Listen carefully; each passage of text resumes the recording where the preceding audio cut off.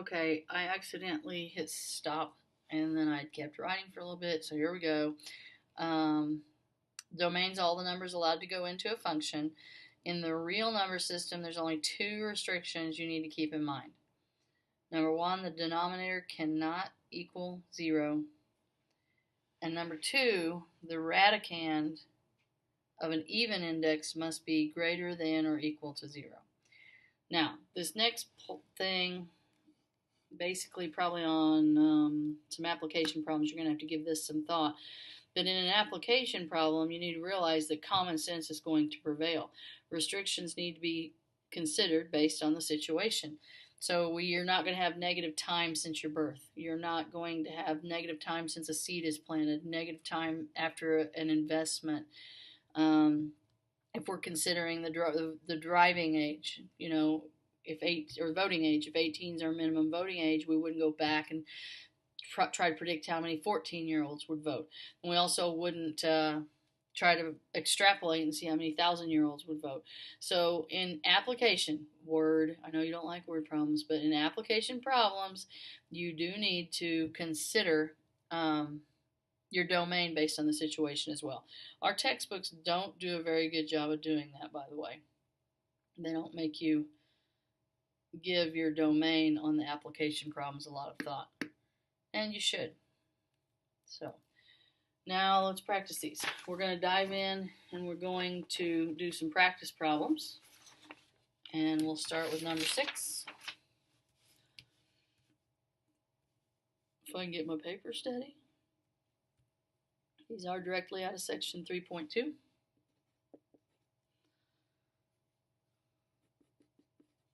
Okay, so here we have a function, and as I write it, you can see that, did I write it right?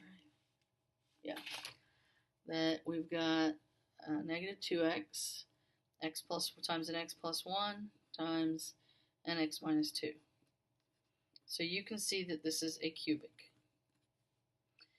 Also, if you multiply all of it out, which you do not have to do, you should be able to just count. There's 1, 2, 3 x's that are going to be being multiplied. This is a polynomial. There are no radicals and no rational expressions. In other words, no variables in the denominator.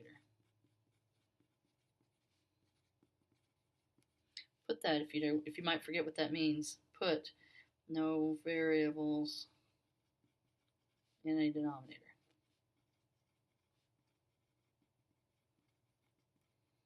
Okay?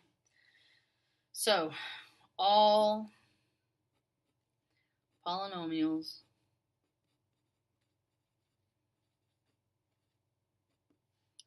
have the real numbers as their domain.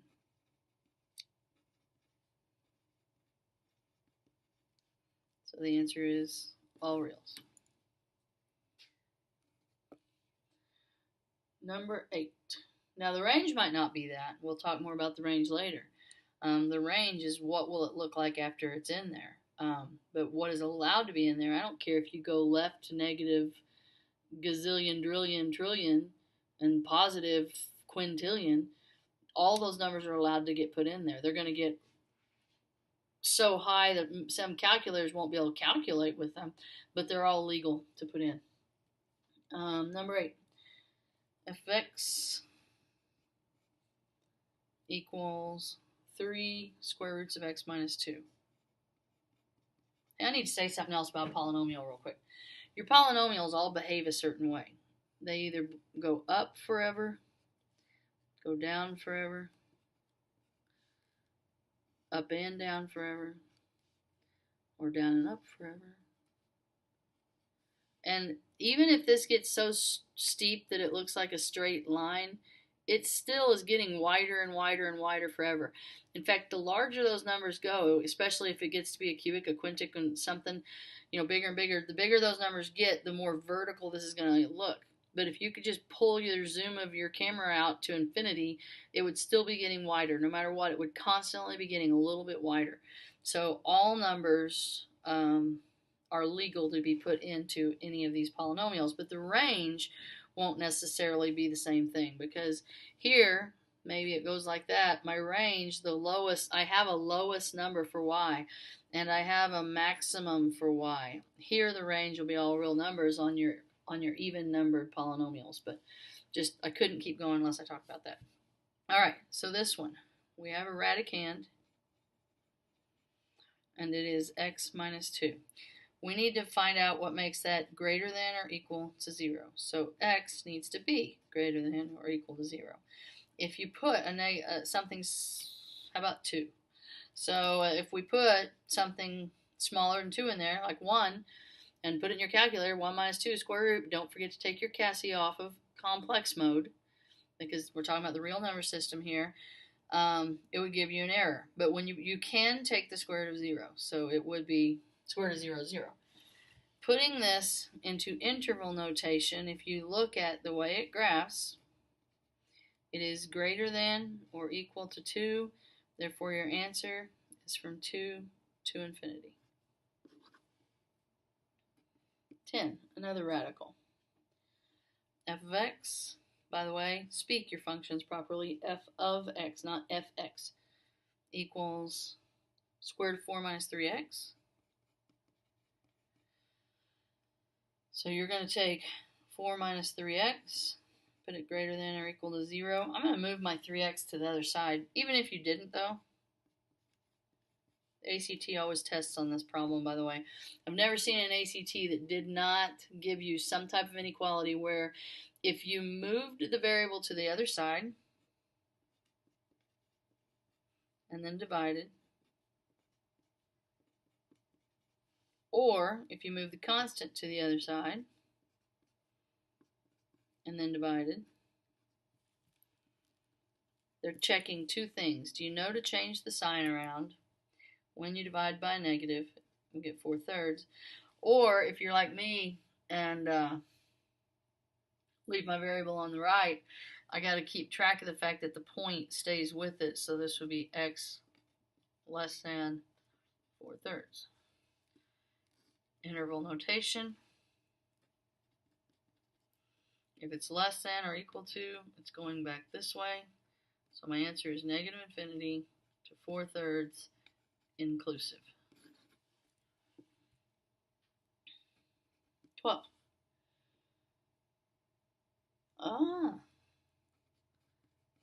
F of x equals the cube root. Now is when I wish I was in the class to ask you what you think the domain is on this one. That's ugly. Can't handle it. What do you think the domain is? I don't know. Maybe Miss Bose can tell me if one of you guessed it. But earlier I said that there is a domain restriction if it's an even indexed root. At least I hope that's what I wrote down. Yep. This is an odd index root, and you can take the cube root of a negative number. So since odd index, your answer is all real numbers. Yeah, all real numbers. Don't second guess myself. 14. All right, this is our first rational function. F of x equals 9 over x minus 6. So when you have a rational function, you set the denominator only equal to 0. And whatever makes denominator 0,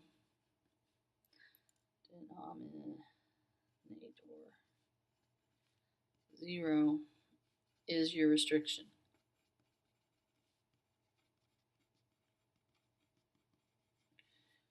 So x cannot equal 6. So the way you write that in interval notation, instead of the open circle you used to use, you say it goes to the 6, starts at negative infinity and goes to the 6, and then it jumps over it and starts at the 6 again and goes toward positive infinity. So you write it negative infinity to 6, you can't touch this, union without a stick, 6 to positive infinity.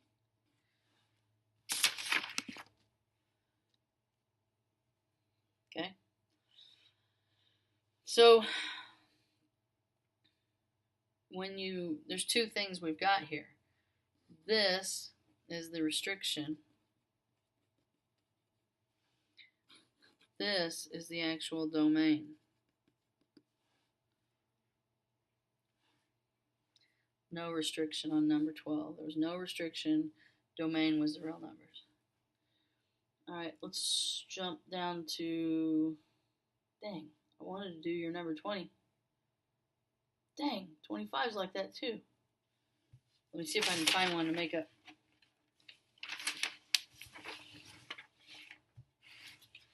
Just think, I'm just as scatterbrained without you guys here. Well, I don't have one that hard. Well, I'll just make one up.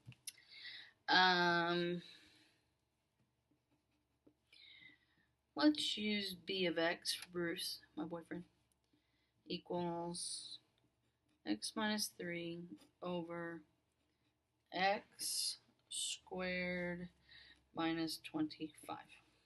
Okay? So I wanted to give you one where there was also an x in the numerator. The variable in the numerator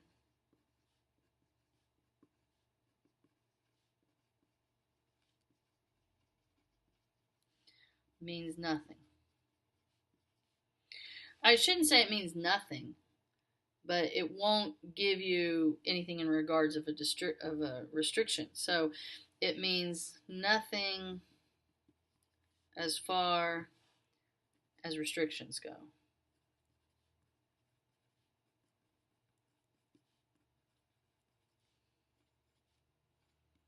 It will be valuable. It will tell you the zeros of a function. So it's pretty important for another chapter. But again, you just take your denominator, x squared minus 25, set it equal to 0, and solve. Two ways you can solve it. You can either use the square root property by moving that 25 to the other side. X cannot equal plus and minus 5. Or you could have went x minus 5, x plus 5, and factored it. I think on yours you've got a factor. So you still get x cannot equal 5 and negative 5. So the way you put this in interval notation is you say we can start at infinity and we're going to go till we get to negative 5. We got to jump over the negative 5 and start again with negative 5. Go until we get to 5, jump over it, union again, and go from 5 to infinity.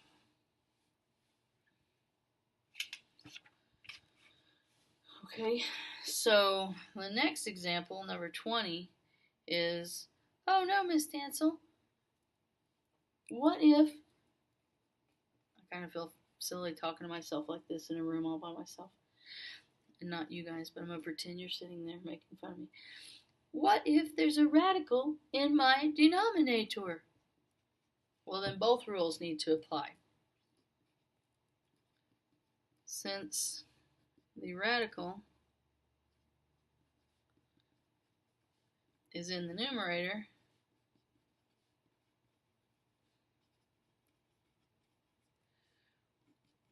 then it cannot equal 0.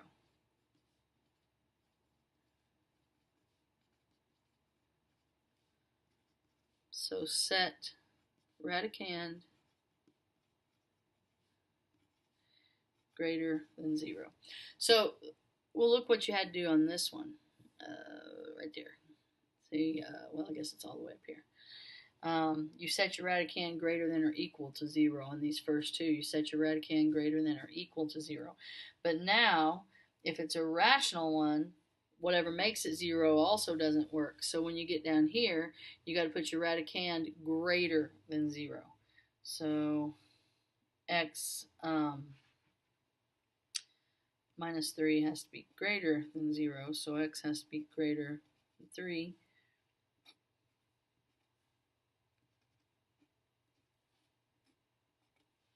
So it goes from 3 to infinity. Okay, so now we're going to look at how you can tell what the domain and range is by just looking at a graph. Okay.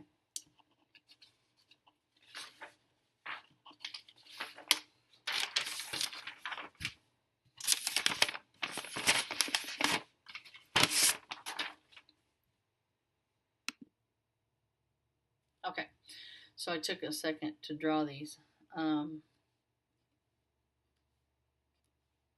So on the directions on these graphical ones, it says for the following exercises, write the domain and range of each function using interval notation. The domain is basically what is allowed to be put in. So in this function, obviously, it drops straight down from the number line. Let me see if I can get this a little closer. Drops straight down from the number line. Uh-oh, sorry. I'll get better as time progresses. And you can see that the smallest number we're putting in is 4, and it includes 4, and every number up until 8 is allowed to go in, but it's not allowed to touch the 8. So that's how you write the domain. The range, and pardon with me, I don't want to make you seasick or anything, but on the range, basically what you do is you read it just like you would the number line from negative infinity on the y-axis to infinity on the y-axis. So now you can see you're going from negative 2, but you're not, or positive 2, sorry, but you're not touching it all the way up to 8. And so you're basically reading the lowest height to the highest height. So here we're going from a 2 to an 8, and we are including the 8. So let's look at this guy. We went by 2's. They are filled in circles, so that means we can touch them.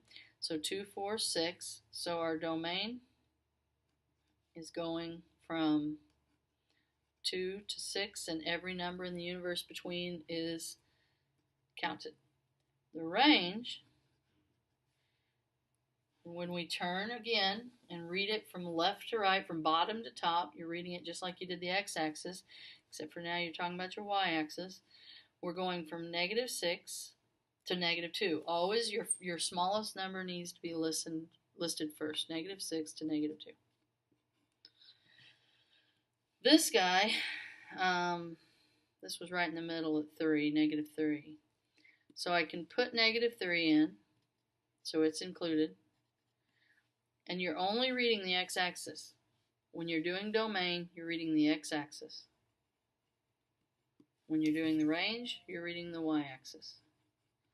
Both of them from smallest to largest. So here we're going from negative 3 to positive 2, and we're not including it. On the range, 2, 4, right between would be 5 is my best guess. It'd be negative 5, and we're going up to 4. It's okay that it turns around and starts coming back down again. The highest it got was 4. So here my range, which includes both numbers, is negative 5 to 4 inclusive. Might help if I show you. Okay, 34. Give yourself a second. Try to think about it. I want you to notice the difference between 34 and these. See if somebody blurts it out. What's the difference in the way this one looks? I hope somebody out there said it's got an arrow on it, and it does. So again, we went by 2's. So this is negative 4. And here it's saying that the smallest x we put in was negative 4. And it kept going forever with what was allowed to be put in to the function. So negative 4 to positive infinity. Turning your range, again, Negative 2 is my lowest number, and you've just got to realize that even if this looks like it's flattening out, it will never actually flatten out. It'll still get higher and higher and higher. Even if it's a arbitrarily small amount that it's getting larger by, it's still going to grow in height, even if it's minuscule. So the range on this one goes from negative 4 to positive infinity. Negative 2, sorry, to positive infinity. My phone keeps going off. It's driving me nuts. Okay, so now let's look at number 36.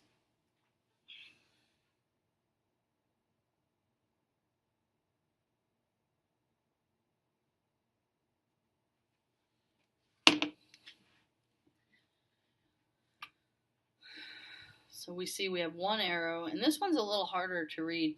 I wouldn't count it wrong. I definitely not put one on a test that's kind of hard to read what the value is supposed to be. In fact, when I'm looking at it under this camera, I didn't do it justice. It should have been probably about right there. From what I could tell, if this was 2 and this was 4, it probably was supposed to be around 2.5, not including 2.5. So 5/2 to, again, there's an arrow on it, so even though it looks like it's vertical, it will forever and ever and ever keep pushing out to the right. There's no number that you couldn't put in there. It would get many, many more times taller than it's getting wide, but there's no number you wouldn't be allowed to put in there. So we're going from not touching, negative 5/2, to infinity. Now the range is at negative 4, if I drew it right. Yeah, it's at negative 4. And it doesn't matter. Let's turn this so you can see. We're starting down here at negative 4, and this one stops. But this keeps going forever. So you can, if any part of your graph continues, then you can say the range does go for until infinity. So this one goes from negative 4 to infinity. Seems like they were all going to positive infinity, but sometimes they drop and they go down to negative infinity as well. Okay. The last thing I want to talk about, and because I don't think it'll be that tough for you, is graphing piecewise functions.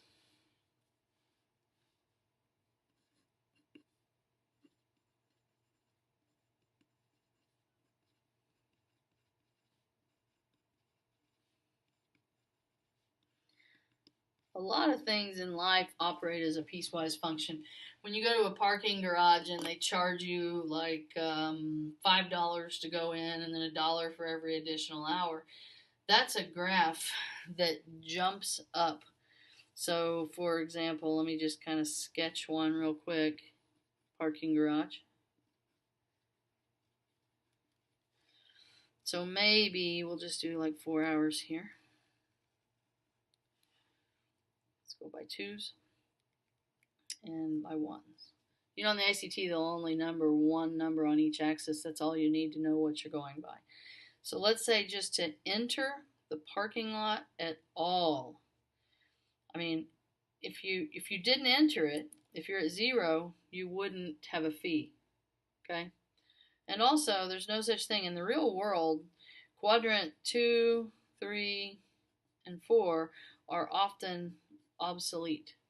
The real world deals with quadrant 1 an awful lot. Okay? But let's say to pull in, I don't know why I put that at 2, because I said $5. Let's do 4. Let's make it 4 because it's nice and neat. If you don't pull in, you're not charged. But if you pull in at all for the first hour, you're going to be charged $4. The next hour, it's going to jump up. I mean, even 1 second more than 4 hours till it gets to 5. It's going to jump up to $5. And so I know these are sometimes called step functions, but some piecewise functions aren't step functions. This is an example of a piecewise function that's a step function. Other ones might look more like you're going to get paid. Your pay is going to equal I want to write it the same way they do. Payroll based on sales. It might be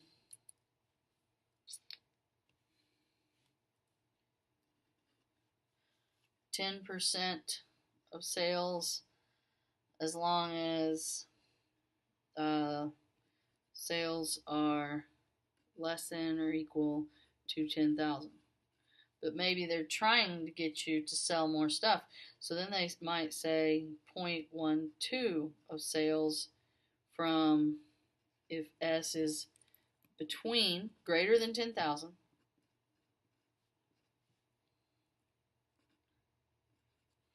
up to 20,000.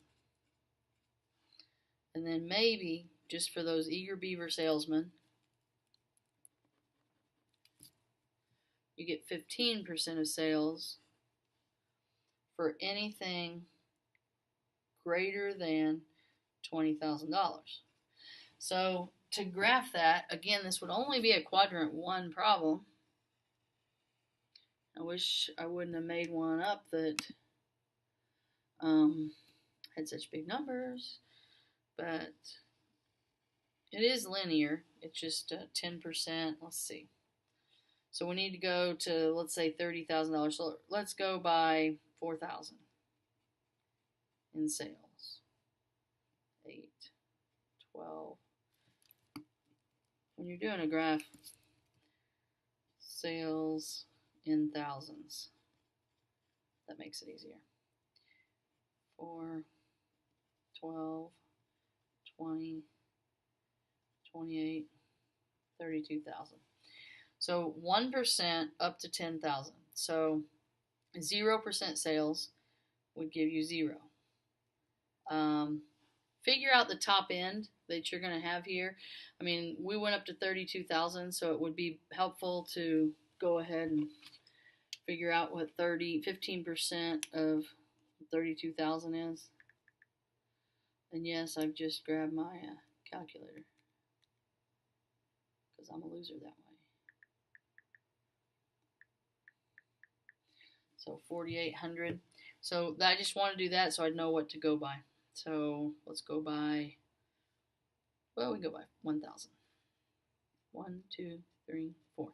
So if these are by 1,000, up until you get to 10,000 in sales, which here's 8, 10,000 in sales, your function looks like this. 10%. 10,000 times 10% is 1,000. Okay? If you get over that, then all of a sudden you get 12%. So just find your two numbers. So 10,000 times 0.12 is $1,200. So now at $10,000, now you're at 12%, which is kind of hard to show because my graph's so small, sorry. And up to $20,000. Notice it's an open circle because you would still get 10% if your sales were at $10,000. It jumps right at 10 if you get 1 penny over 10,000. And that goes up to, when you get to $20,000, that goes to $2,400, and it includes it. So it got a little bit steeper. But then if you sell $20,000, you're going to jump to 15%. So that would be $3,000. And then just figure an end point here. $32,000 times 0.15 is 4,800. So find 4,800, put a filled in circle, and that goes like this. You've just graphed a piecewise function. Notice anytime that there's a solid circle filled in, there'll never be more than one solid circle. So if you've got a solid circle, and also the lines never overlap. So never would there be more than one value lined up at a time. So up to 10,000 and including it, it was an open or closed circle. But then starting at $10,001, $10,000 and a penny, it jumps up to 12% until it gets to the top end of that one. So they're not always also going to be open circle, closed circle, open circle, closed circle. If it's postage stamps, it might be right up until you get to that number, and then if you get to that number, it might jump a value. Or sales tax. So if it jumps when it hits the value, then that's a closed circle at the beginning and an open at the end. If it jumps when it passes the value, then that would be an open circle at the beginning and closed at the end. These really aren't that bad. I know you'll be able to look in the back too and help yourself. So let's do a couple and then we're going to call it a day. So let's do number 40. F of x equals either x plus 1 if x is less than 0, then x minus 1 if x is greater than 0.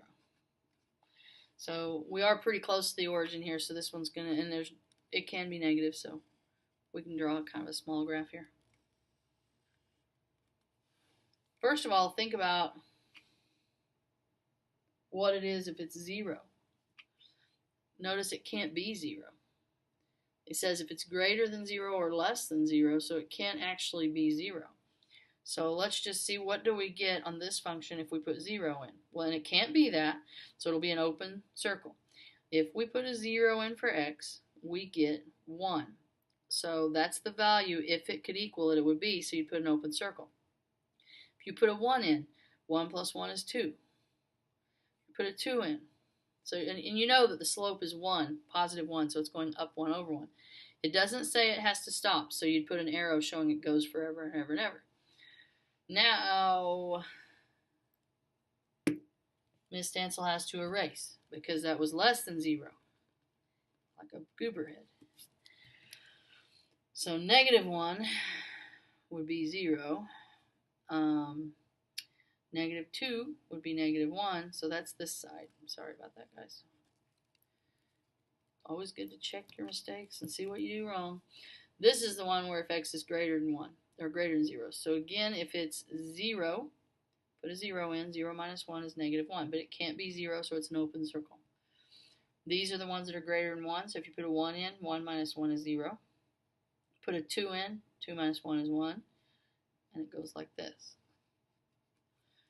Most of the time, one of your circles will be filled in, but this is just saying that no matter what, your function can't equal 0. I said 42, but we might do a different one. No, I like that one. F of x equals x squared if x is less than 0, and 1 minus x if x is greater than 0. Okay. Might need a little bigger on this one. Okay. Alright, so put a 0 into both of them. They're going to be open circles. So I put a 0 into x squared, I get 0. Put a 0 into 1 minus x, I get 1. First function. If x is less than 0, so the first integer to try is negative 1. Negative 1 squared would be positive 1. Negative 2 squared would be positive 4. This is a quadratic, so it does have a curved, it is a curve. Should have went through the circle dot though. It does have an arrow on the end. If x is greater than 0, put a 1 in here. We get 1 minus 1. We get 1 minus 1. We get 0. Put a 2 in here. 1 minus 2 is negative 1. This one is linear with a slope of negative 1, so it just drops and keeps going forever. So basically, you're just drawing two functions at a time when you do those. So your assignment, I think, I've got 7 through 39 for sure. But we got a little further.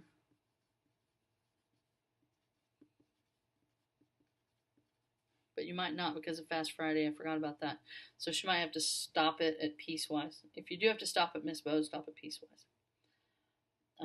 Then the rest of it is 29 to 53. Or, sorry, 39 to 53. If I could write right, that'd be good.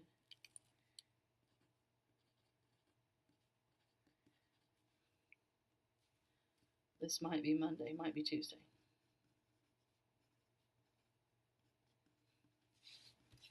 Keep up.